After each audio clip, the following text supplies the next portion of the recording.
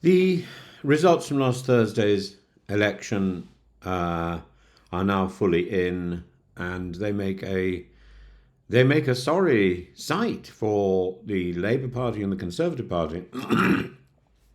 A joy, of course, for reform, including the rather awkward Westminster by-election, which Labour somehow contrived to lose by 6 votes.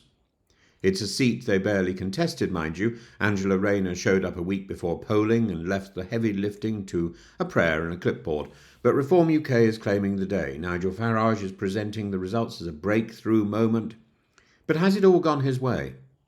Not quite, because with success comes scrutiny, and Reform now faces two towering problems: accountability and coherence. And of course, in many ways, all this was expected.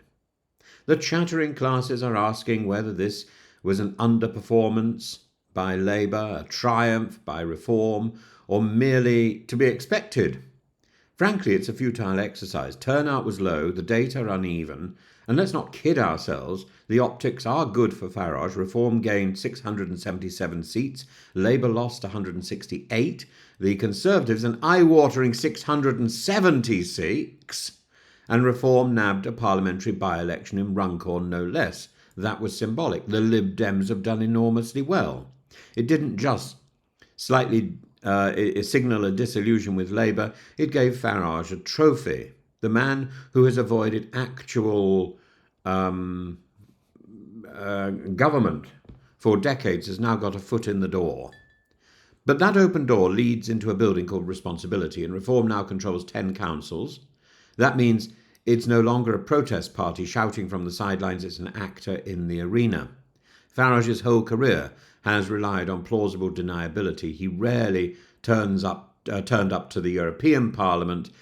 He skipped committee meetings, but somehow convinced people he was fighting for their interests. Now, his party has to do things: bin collections, social care, road maintenance, budget allocations. Not the most exciting elements of populism, but rather essential to running a town. And if it fails badly, if the optics look bad after a year or 2 years, that is enormous. That is enormous indictment on Reform's future hopes. And this is the rub: they don't seem to be prepared. Some of Reform's new councillors are retread Tory defectors, and that's how local government works. But others are political infants with no experience, no networks, and a dubious grasp on policy, and these people now hold power.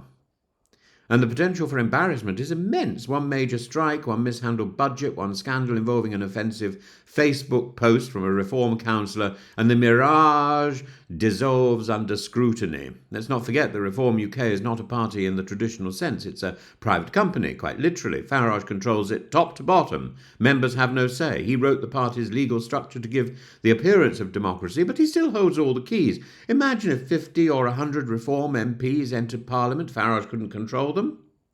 They'd be like cats in a bag, leaking scandal and contradiction like urine week after week. That media would feast on that sort of chaos, because Farage and Reform haven't set it up properly. Because Farage doesn't want to lose control of the one baby that he's sired in the political world successfully. And yet many people fear Reform's rise. They ask, what if this is the start of a new right-wing populist era? But this misreads how populism behaves under pressure. Power exposes. You can't blame the establishment when you are the establishment. If you promise lower taxes, higher services, tougher immigration controls, voters will expect you to deliver. And local councils, local government is not forgiving. Councils they can't borrow freely. They must balance the books. Reform's councillors will learn that promises cost money and slogans don't fix potholes. Then there's the myth of the Conservative Reform Pact. Tories like to imagine that they can reunite the right. Jacob Rees-Mogg was talking about that last night. He was saying this is a victory for conservatism. Of course, he's talking absolute rubbish. Poppycock. Polling shows that Reform voters are not just disenchanted Tories. Many are ex-Labour, apolitical, or just simply anti-establishment. They don't want a pact. They want vengeance, and Farage certainly doesn't want to pact with the with the party that he feels betrayed Brexit.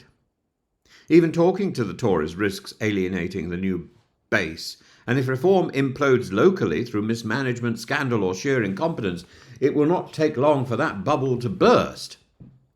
Farage himself, let's not be in any doubt, is a liability. He's a brilliant rhetorician, a brilliant orator, but a dreadful administrator. He dodges responsibility like it's a tax bill. He smokes, he drinks, he rants. He's in his 60s. He's not building a political machine, he's building a theatre troupe.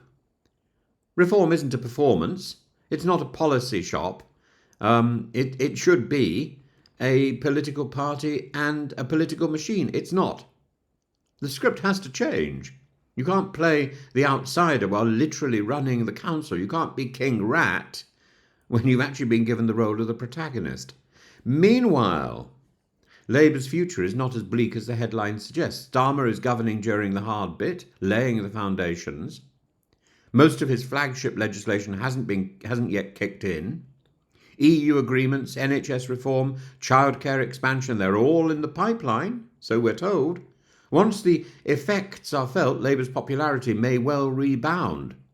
And if the Tories can get their act together, the reform vote gets squeezed on both sides, and populism struggles when squeezed. It's a sponge, not a rock. More than that, none of this talks about the slow, quiet rise of the Lib Dems. If the Lib Dems vote were extrapolated nationally, the Lib Dems would at least be the national opposition, if not having a serious chance at being in government. So people are extrapolating reform's success from this one victory by 6 votes in Runcorn. It should be extrapolating the Lib Dem success from significantly more evidence. The true danger of Reform UK isn't winning power, it's moving the centre of gravity, and their presence shifts the Overton window, forcing Labour and the Tories to adopt more radical rhetoric or policy in response. That's the real danger, not governing, but distorting the political culture of the people who are doing the real job.